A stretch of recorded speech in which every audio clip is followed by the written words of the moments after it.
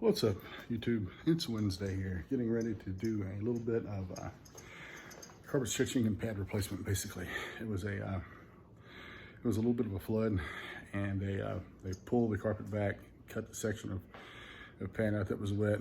They took it out and dried it.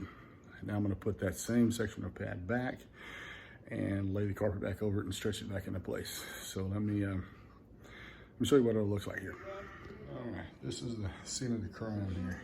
Everything apparently was wet to basically right there. You can kind of see where the carpet was wet here. Not going to be cleaning it today. I think I'll be cleaning this on a return trip or something.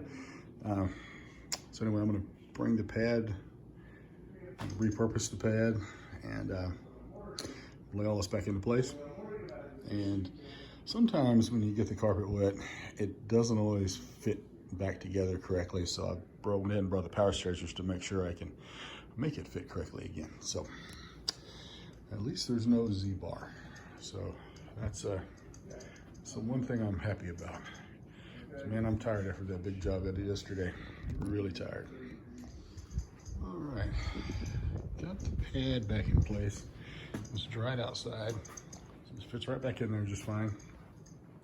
So I'm gonna pull the carpet back over the top, and we'll see how much stretching it needs to be brought back into place. Hopefully not much. It all depends. So let's let me set up. I got the camera on a small tripod here, so the iPhone rather.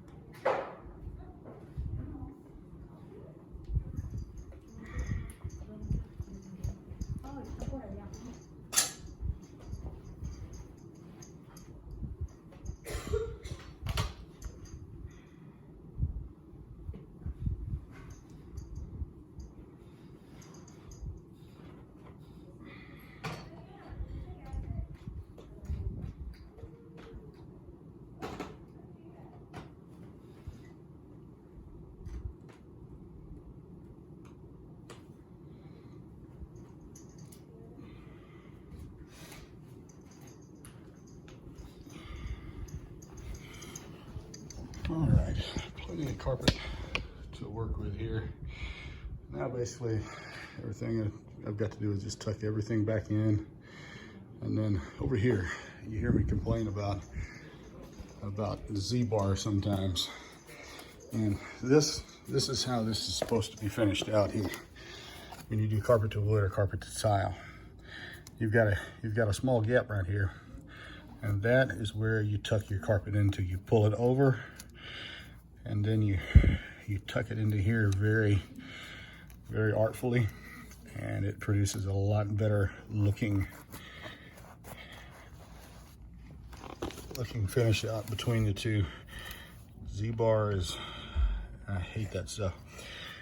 So Z-bar is meant for when you take carpet and you run it directly into like a linoleum or some type of cheaper flooring like that. It goes around the edge and you wrap the carpet around it and hammer it down, and then that's where that belongs. So I'm gonna finish this out, and then we'll take a look here in just a little bit. It shouldn't take too long. I'm not expecting a whole lot of issues. This will have to be power stretched a little bit because I've got to get it over a little bit, so when I tuck it in, it looks the way I want it to look. I'll show you that when I'm done. I can't really explain it.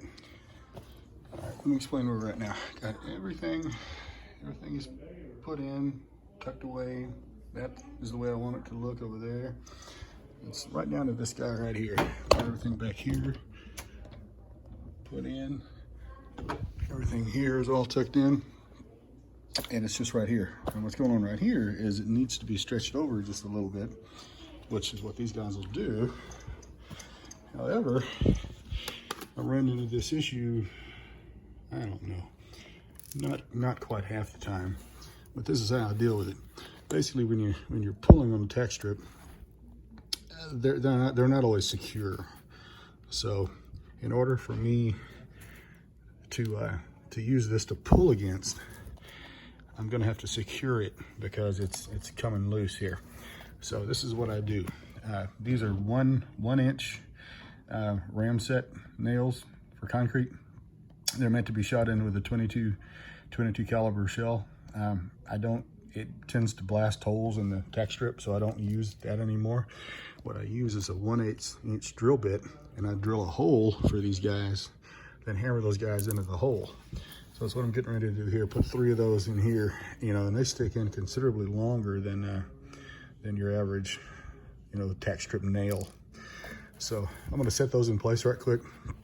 And then when I go to tucking this in, I'm gonna try to show that. I'm waiting on a text back from a client that needs their carpet repaired. So I'm gonna try to keep the phone free. All right, I'm gonna do that, and I'll probably show the other. All right, I've got one in there secure. So let me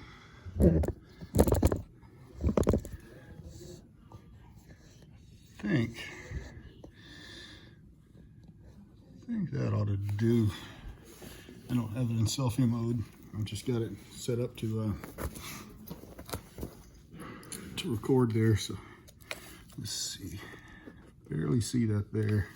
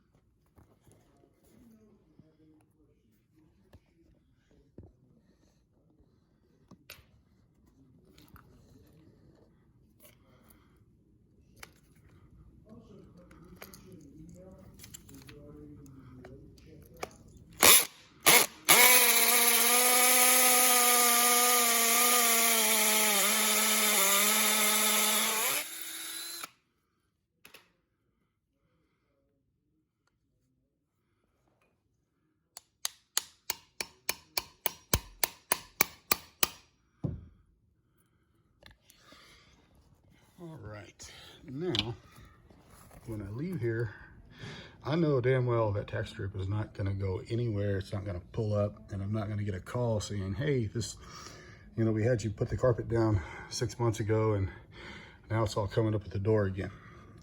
I don't have to worry about a phone call like that ever at this point.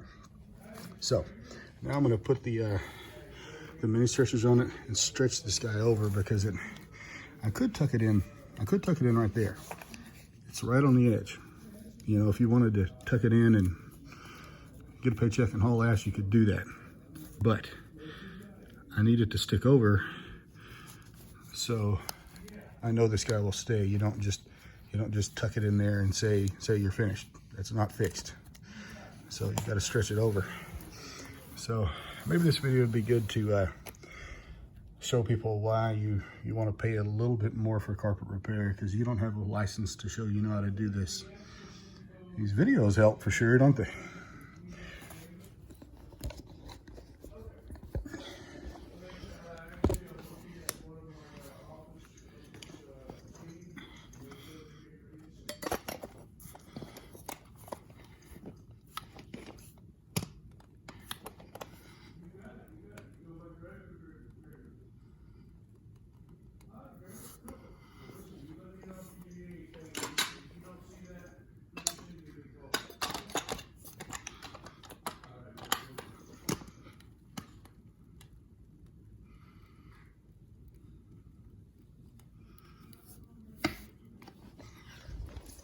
All right, there we go.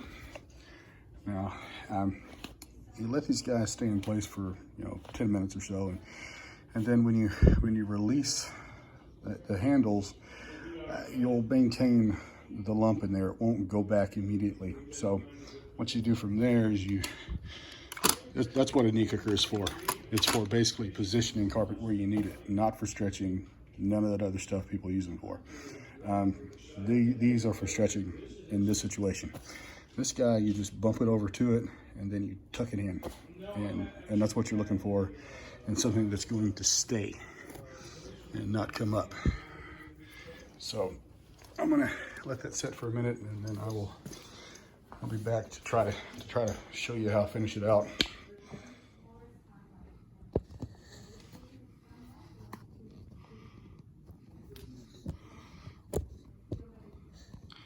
All right, without a cameraman, I'm gonna do the best I can to show. Let's see, maybe. Well, that'll probably have to do. Basically, I'm gonna take these two guys off here, the power stretchers, and then with a knee kicker, push it over a little bit and carefully tuck it in. It should be a little bit too far over, is what I'm looking for.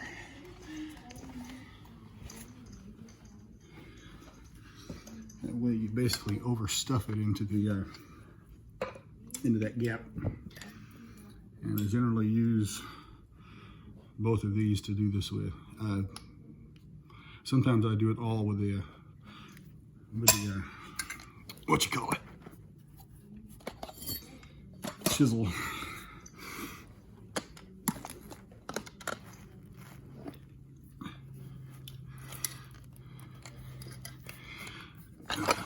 Plenty to work with.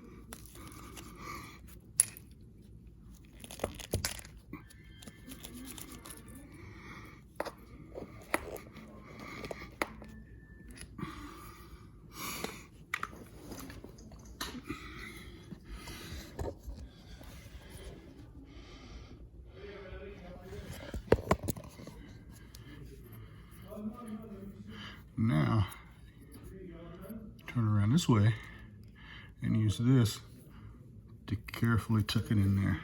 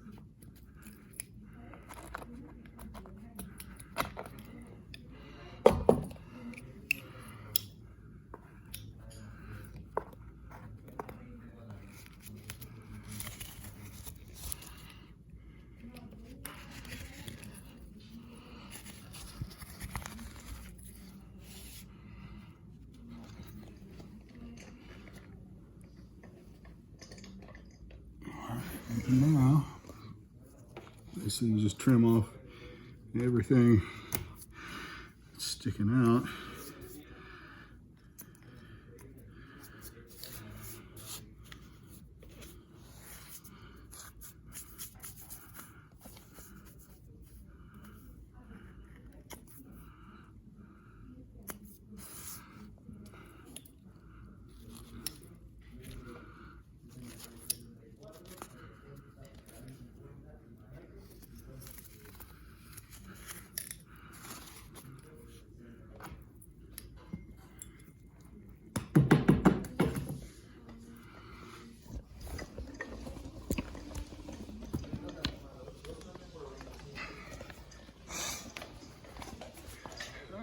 That's what you're looking for right there. That is the way you're supposed to finish out either carpet to tile, or carpet to ceramic tile, or carpet to wood.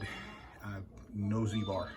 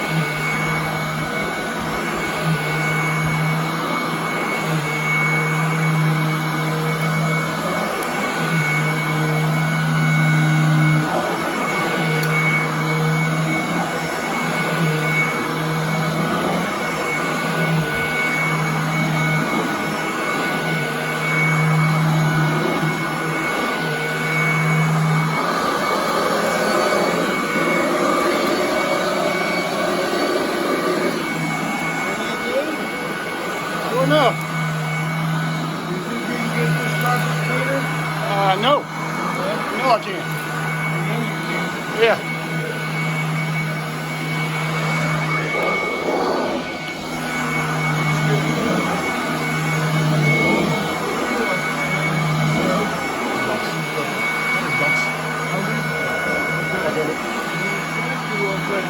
Check's fine.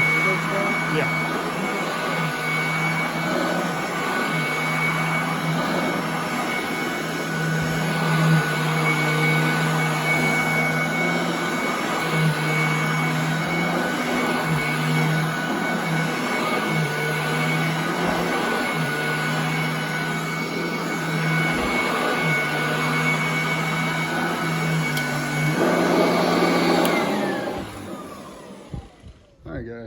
that is the long way around putting back the carpet after it's been flooded. Keep in mind, this was done all by the homeowner. It didn't involve any insurance companies at all. The cheaper way to do things. More than happy helping. Anyway, thanks for watching the video, guys. God bless. If you have any questions, my number is 512-350-1129. You have a good day. See you tomorrow.